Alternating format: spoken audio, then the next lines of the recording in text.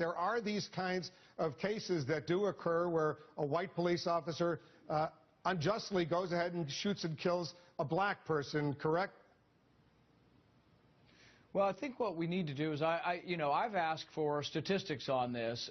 Congressman Bobby Scott and I did a bill last year to ask for statistics. It's never been really added up on statistics of shooting, the racial characteristics of the shootings, and so we can compile data to know how big a problem it is or to know if it's a very odd circumstance. All right, joining us now is Ron Christie, CEO of Christie Strategies, former special advisor to President George W. Bush, and you read him at the Daily Beast, and the author of a great book, Acting White. Good to see you, my friend. Good to see you, my friend. There goes my microphone, but I think it's still on, so that's good. All right, let's talk a little bit about this whole, you wrote a great piece called The Democrats Are Lying, Republicans Are Not Bigots. To me, a question like that from Wolf Blitzer, white officers shoot blacks very often, right? Just look, it's another gotcha question, isn't it? It's a setup question. Yeah. And the media is looking for any way to portray Republicans as being racist, being out of touch, and of course not down with the struggle. When the reality of it is, and I think what Senator Paul said here is very true, we need to look at the statistics. We need to make sure that there is not some sort of epidemic incidence of white police officers shooting blacks. And in fact, if you look at the stats, the numbers have gone down over the last 50 years, not gone up. Yeah, absolutely. All right, Rand Paul. He handled that well. I mean, he expressed bipartisan cooperation with Bobby Scott, of all people, with someone way to the left in the House on the Democratic side. And of course, he had that run-in with Savannah Guthrie, and they're trying to make him into this woman-hating candidate. Your take on how he's dealing with this? I think he's doing exactly the right thing. Look, the Democrats and the media, of course, you're saying one and the same thing when you look at the mainstream media.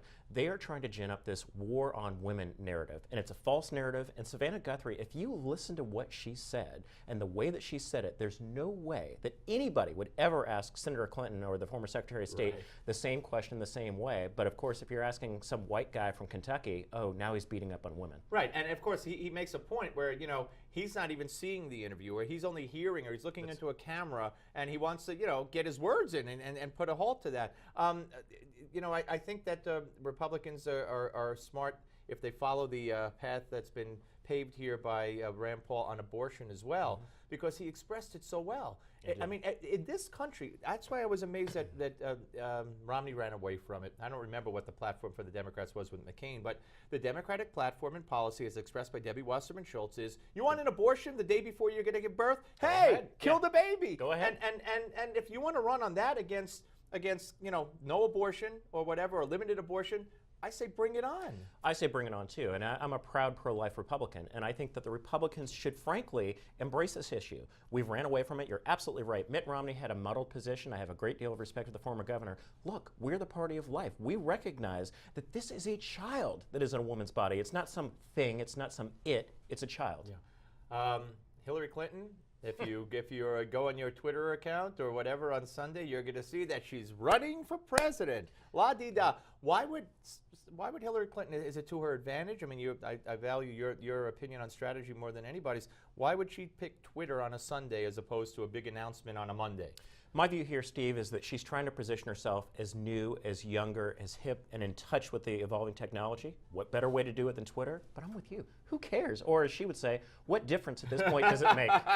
Now, it's kind of hard to do for anybody who's actually paying attention, because don't forget, she's the one who said she needed the personal email because she didn't want to carry two devices if you couldn't put two emails on one device. Right. And also, don't worry, the server was safe because there was a security guard guarding it 24 hours, as if someone's going to come and take the server as opposed to hacking the server. Exactly right. And you and I have talked about this before. All of us who have been in government service, my stint in the White House, from the minute that you walk in that building that every email, every document belongs to the American people and the government. Yeah. And for her to somehow suggest or imply that it was a convenience issue, I think is total nonsense. And I think that there are a lot of lingering questions about her credibility that now we're going to be back dealing with the Clintons and lawyers and scandal and is. And the Clinton Foundation. I mean, That's more exactly and more revelations. Now there's revelations that foreign government got an advantageous conversion from the State Department on a policy issue that benefited a contributor to the Clinton Foundation.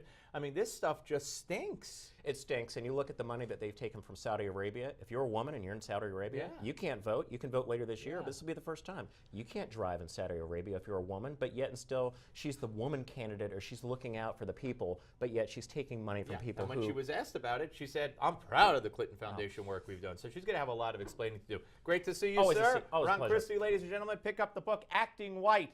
It is a fascinating read. When we come back, the Closing Bell Report with Jeff Yasteen. Don't miss it.